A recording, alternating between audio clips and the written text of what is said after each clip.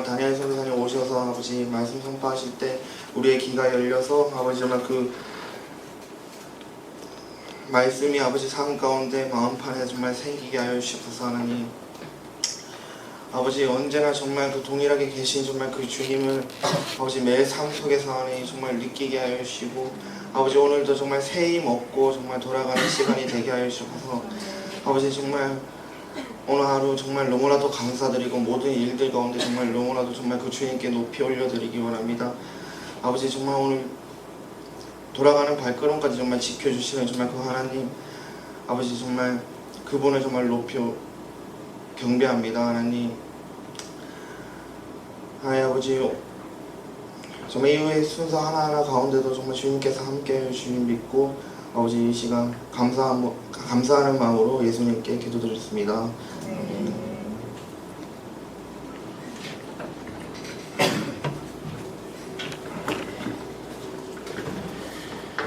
하나님 말씀을 함께 찾아보겠습니다.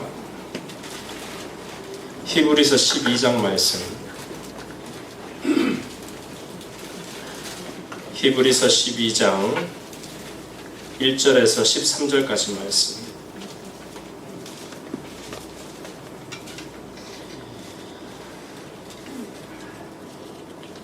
찾았습니까? 저하고 여러분들 한 절씩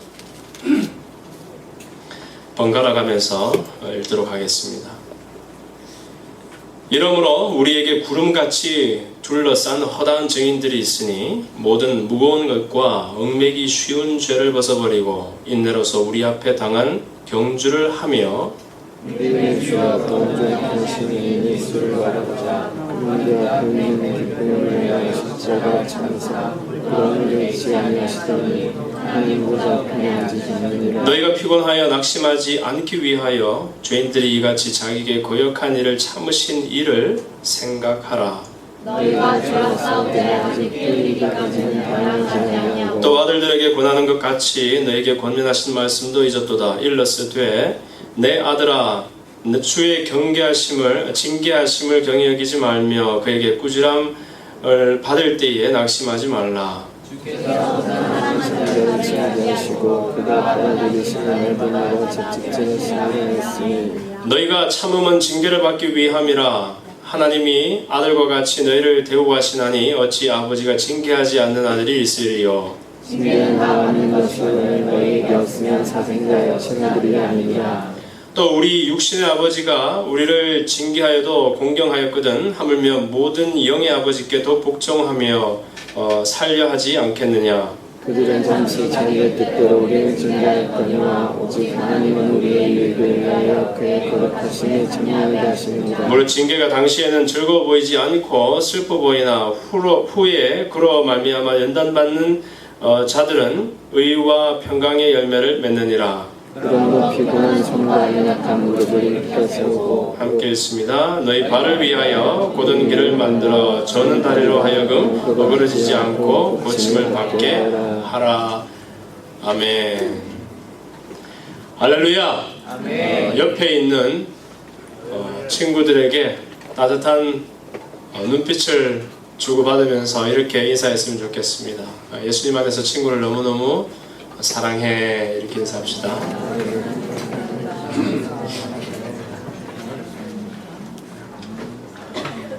네, 우리 청년들은 일관성이 있어요. 꾸준하게 이렇게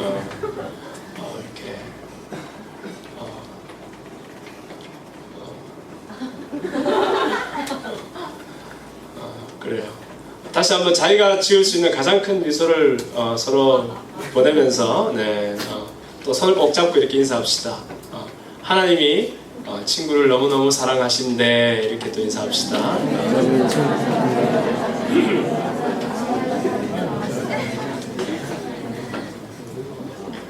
오랜만에 찾아왔으니까요. 선교사님은 선교 이야기를 해야 되죠.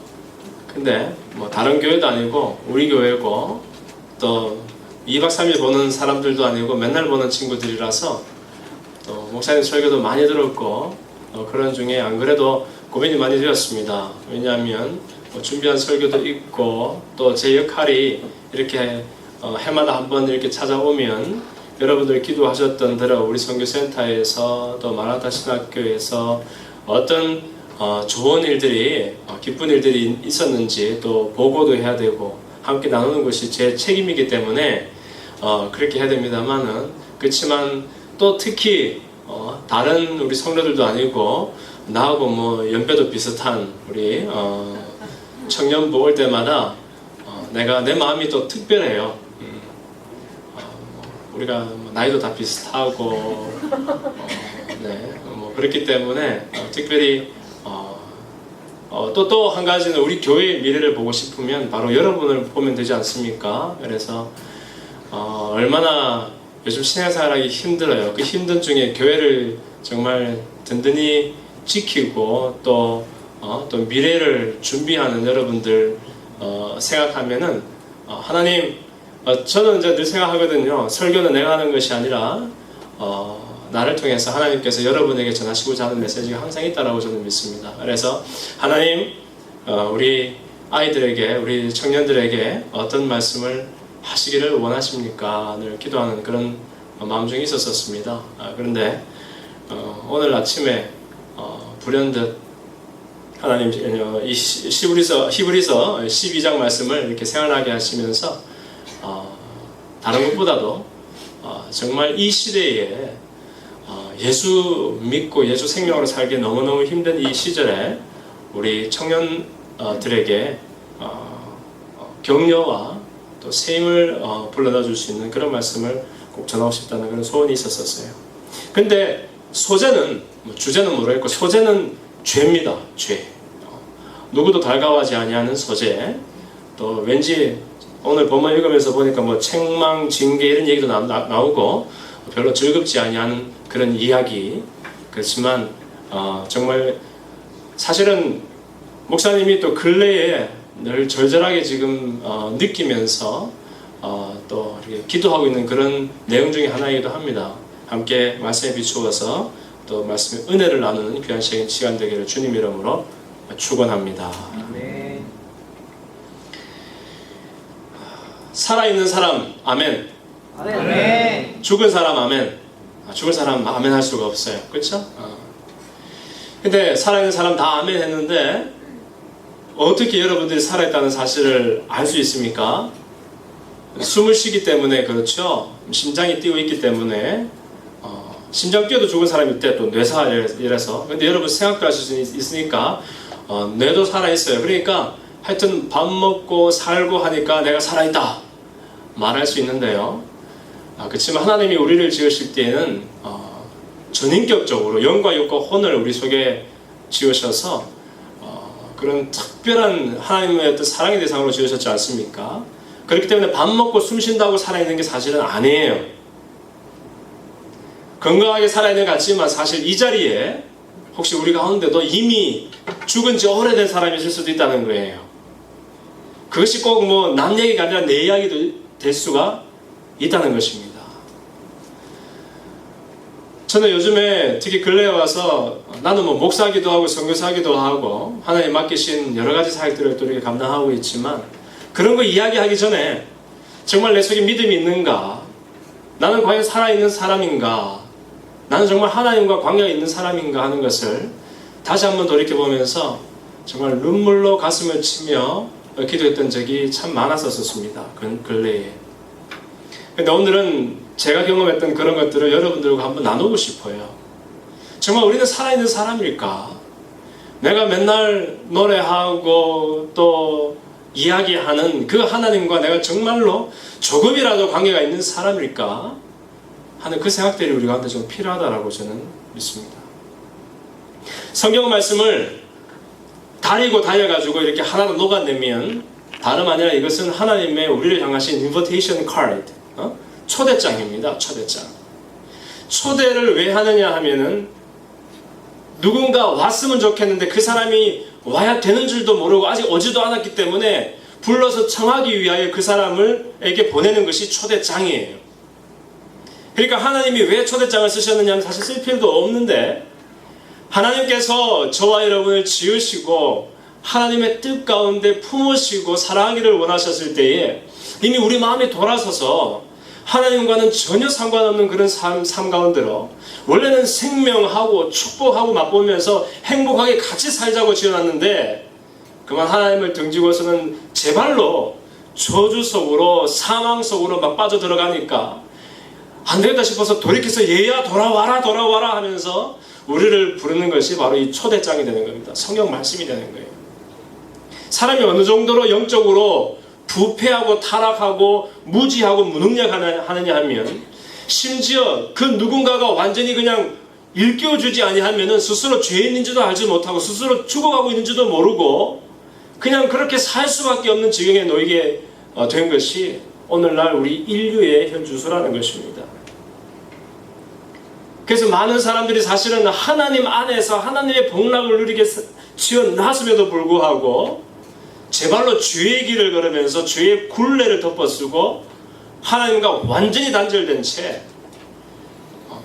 하나님 속에 유일한 생명이 있고 하나님 속에 유일한 은혜가 있는데 하나님과 단절되니까 하나님께로부터 오는 모든 그 중요한 것들을 한 번도 맛보지를 못하고 왜 나는 괴로울까? 왜 나는 불행할까? 왜 나는 우울할까? 하면서 도대체 갈피를 못 잡고서 그렇게 살아가는데 그것이 교회 밖의 사람들 이야기가 아니라 교회 안에서도 그것도 신앙생활을 어제 오늘 하는 것이 아니라 수십 년째 신앙생활을 하는 사람들 속에서도 이 생명을 맛본 지 오래오래 되는 그런 이미 고사한 지 오래는 죽은 사람들이 시체 같은 사람들이 너무너무 많다는 것이에요. 근데 그것이 내 이야기일지도 모른다는 것이 얼마나 충격이 되는지 모릅니다.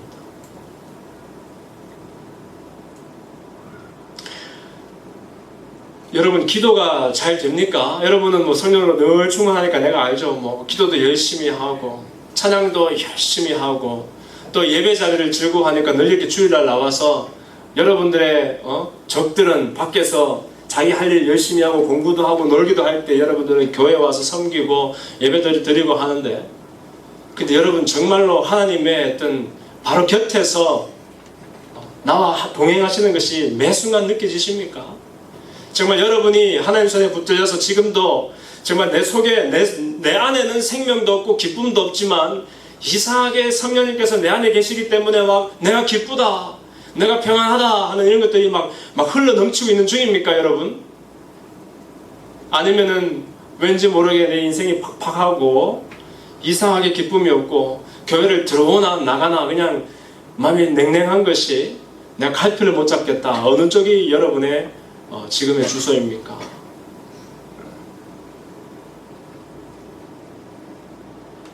이걸 봤을 때 오늘 사도 바울은 특별히 히브리서에서 주께서 주시는 징계를 일깨우면서 우리 성도들에게 이렇게 권면을 하고 있습니다. 이러므로 우리에게 구름같이 둘러싼 허다한 증인들이 있으니 모든 무거운 것과 얽매이기 쉬운 죄를 벗어버리고 옛날로서 우리 앞에 당한 경주를 하며 믿음의 주요 또 온전하시게 하시는 이 예수를 바라보라라고 우리에게 권면을 하고 있는 거예요. 따라합시다.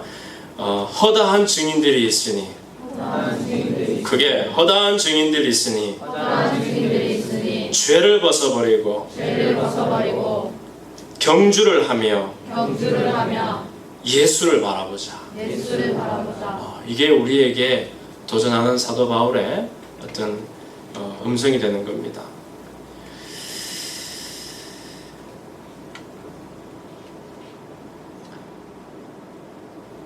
사람이 자기가 죄인인 것을 발견하면 죽죠. 견딜 수가 없죠. 목사님이 많이는 안 했지만 이 얘기를 한 12번 정도 했는 것 같은데 여러분 속에 정말로 내 죄 때문에 막 견디지를 못해서 그냥 죽고 싶은 마음이 드는 적이 몇 번 있었는지 궁금합니다.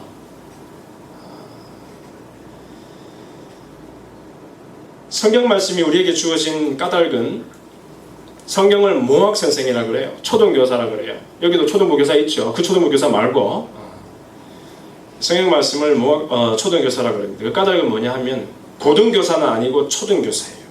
우리가 알아야 되는 아주 중요한 부분을 알게 해주는, 그래서 이걸 보고 스페셜 레벨레이션이라고 하죠. 하나님이 정말 참 너무 마음 아픈 이야기죠. 하나님이 지으셨고 하나님의 사랑의 대상으로 우리를 만드셨음에도 불구하고 우리가 어느 정도로 부패하고 타락해서 하나님과 분리가 되었으면, 하나님이 하나님 스스로를 드러내 보이시지 아니하시면 하나님을 발견할 수도 없는, 하나님을 알 수도 없는 상태까지 사람이 놓이게 된 거예요. 그래서 하나님이 너무 답답한 나머지 하나님이 스스로를 드러내 보이셔야 비로소 하나님이 어떤 그런 분이 계시는구나 라고 사람이 겨우 알게 되는 거죠. 이걸 보고 계시다 해서 레벨레이션, 하나님이 스스로를 드러내신다 하는 거예요.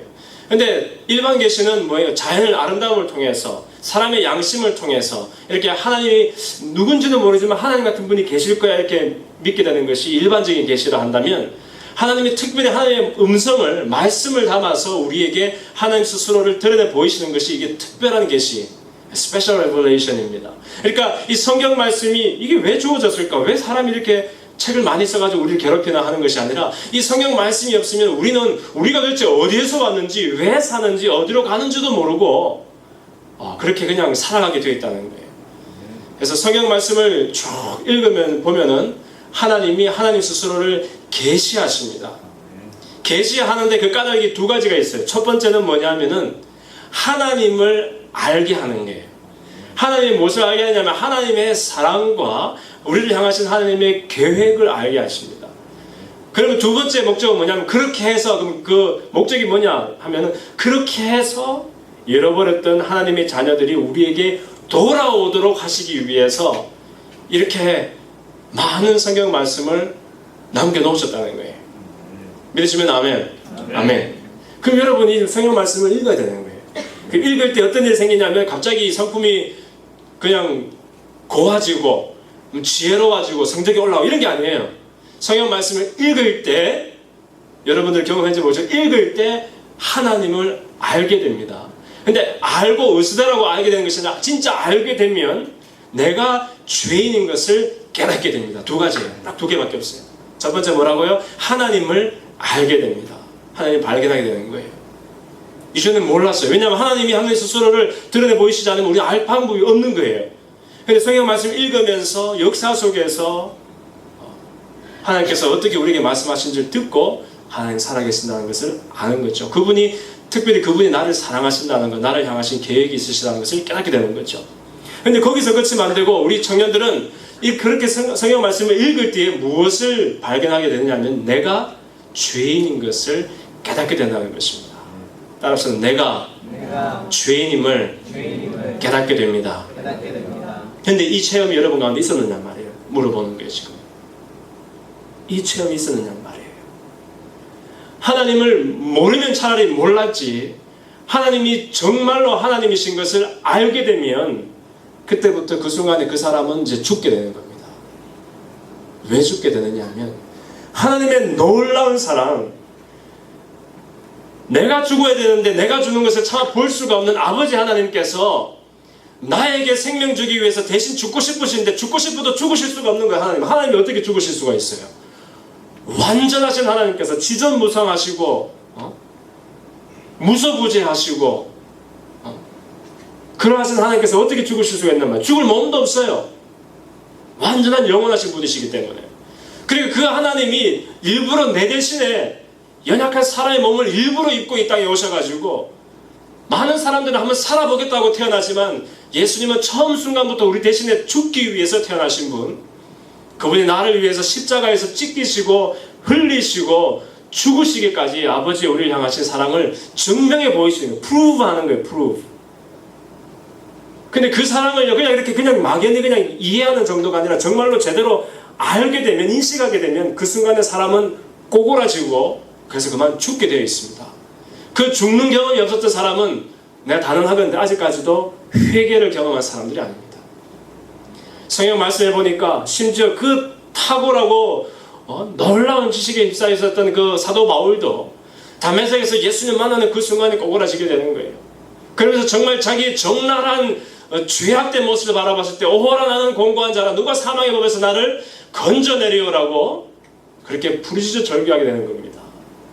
베드로가 예수님이 이제 어떤 분인지 몰랐을 때에는 다만 그냥 배를 내어드리는데 그쳤지만, 자기 배에 올라서 사람의 지식이 아니라 생명과 또 은혜의 강수를 흘려 보이시는 예수님을 제대로 발견하고 난 다음에는 뭐라고 고백합니까? 주여 나를 떠나서서 내가 죄인이로소이다. 견딜 수가 없는 거예요. 견딜 수가.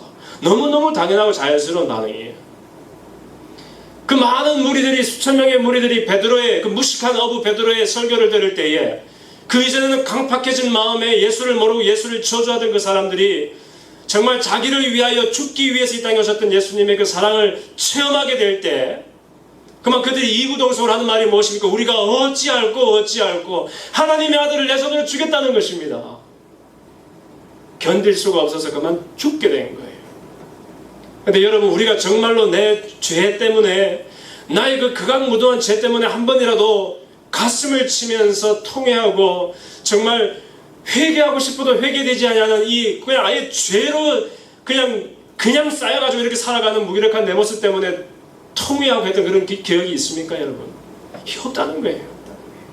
설사 한 번 있었을지 몰라도 그대로 다시 또 죄의 굴레로 내 발로 타다 들어가가지고 생각만 하면 죄를 생각하고 말만 하면 죄를 말하고 행동만 하면 죄를 지으면서 이렇게 죄를 먹고 죄를 살고 죄를 뱉어내는 생명하고 관계가 없는, 하나님하고 관계없는 그냥 죄에 휩싸여서 죄의 노예로 살아가는 그런 사람들이 오늘날도 교회 밖이 아니라니까요. 교회 안에 무지기수로 있다는 것입니다. 무지기수로.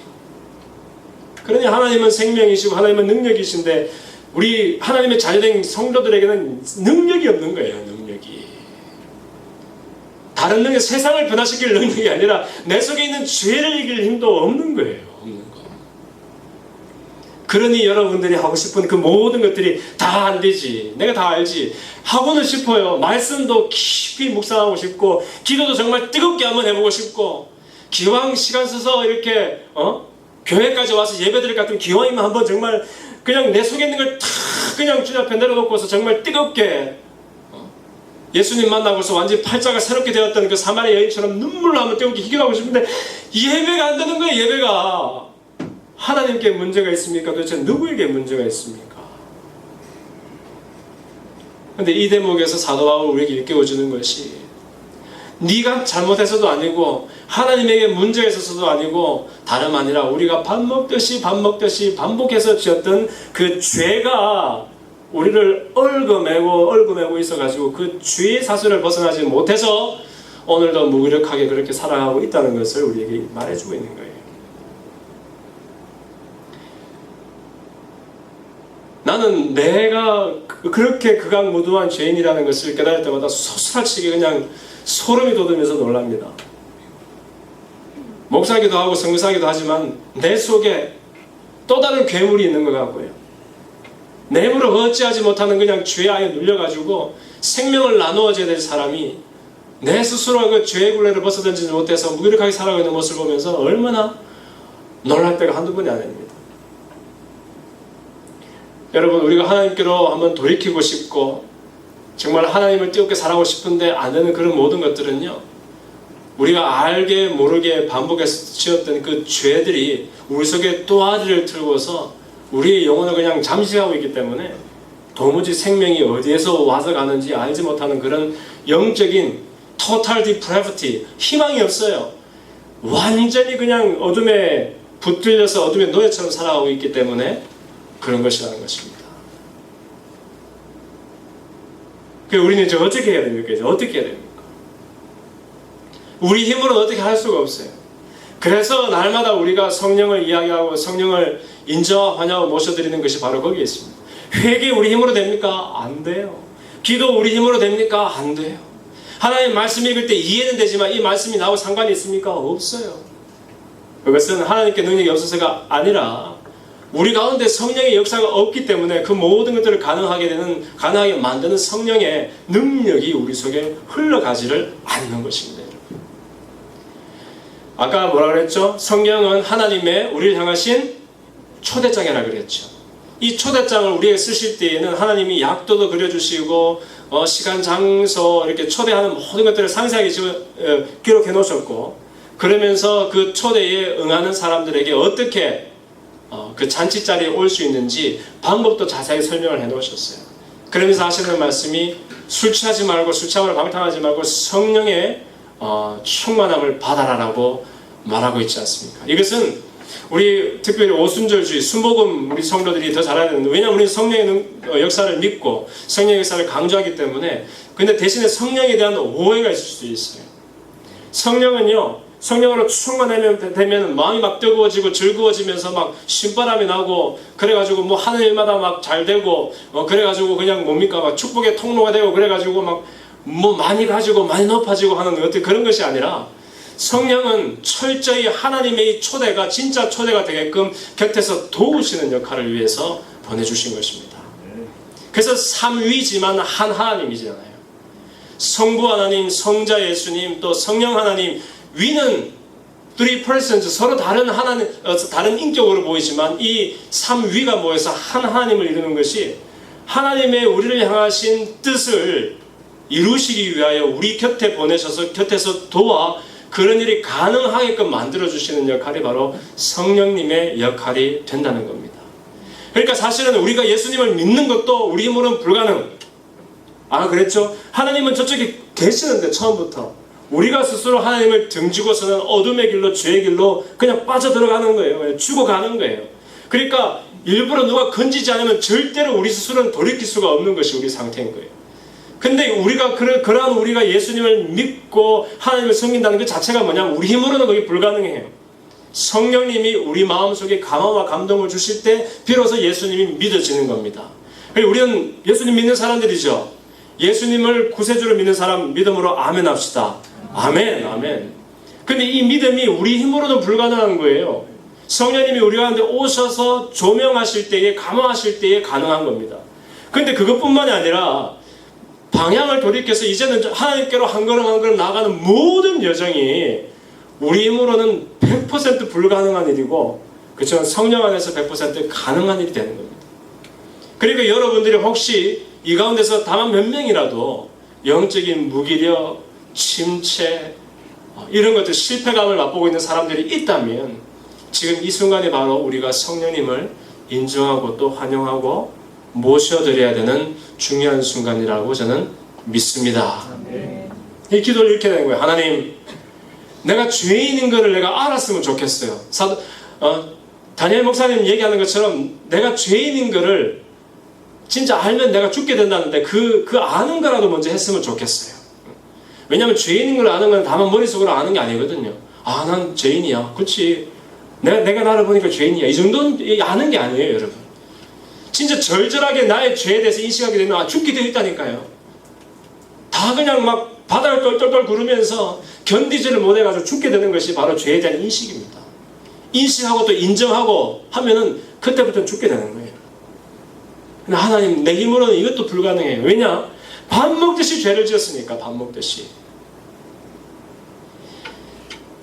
죄 안 짓는 것 같습니까, 여러분? 우리가 얼마나 엄난한지 모릅니다. 예수 믿으면서 이 정도는 가능하겠지 생각하는 그런 것들이 우리 가운데 얼마나 많은지. 무서운 죄를 도무지 무서워하지 아니하는, 죄를 아주 우습고 당연하게 보는 것이 우리 가운데 팽배해 있으면서 어떻게 그와 동시에 하나님을 믿겠다고 하는 거지. 그게 우리의 정말 말도 안 되는 극악무도한 어떤 현주소가 된다는 거예요. 하나님은 거룩하십니다. 믿으시면 아멘. 아멘. 누가 하나님의 산에 오르겠습니까? 마음이 청결하고 몸이 손이 깨끗한 사람이라야 됩니다. 거룩한 하나님을 만나고 하나님과 조금이라도 관계가 있을 사람은 거룩해야 됩니다. 거룩하지 아니한 것들, 우리가 100% 거룩할 수는 없지만 최소한 거룩하지 아니한 것들을 무서워하고 미워하고 멀리하고자 하는 소원이 우리 가운데 있어야 되는데, 우리는 더러운 것, 냄새나는 것을 우리 더 좋아해서 막 끌어안고 있는데, 그거 같이 끌어안으면서 어떻게 하나님도 끌어안겠다는 건지 정말 너무너무 무지한 거죠. 우리는 너무너무 무지한 거죠. 생각만 하면 하루도 수십 번도 더 흠나는 생각하면서, 그러면서 하나님 믿는다고 내가 100% 거룩할 수 있나? 하나님도 믿으면서 이 정도는 또 하면서, 그러면서 뭐 하루하루 조금씩 나아가는 거지. 나갈 수 없어요, 여러분. 없는 생각을 매일 끌어안고서 그 생각을 사랑하면서 어떻게 하나님도 동시에 사랑한다는 거예요. 하나님은 여러분 사랑하지만 여러분은 그 사랑하는 하나님께 가까이 갈 수가 없는 거예요. 하나님 거룩하십니다. 죄를 미워하거나 하나님을 미워하거나 둘 중 하나입니다. 여러분 우리가 입만 열면 하나님 사랑한다, 하나님 섬긴다 그러는데 하나님 섬기는 것이 우리 속에 어디 있습니까? 나를 섬기고 나를 사랑하지.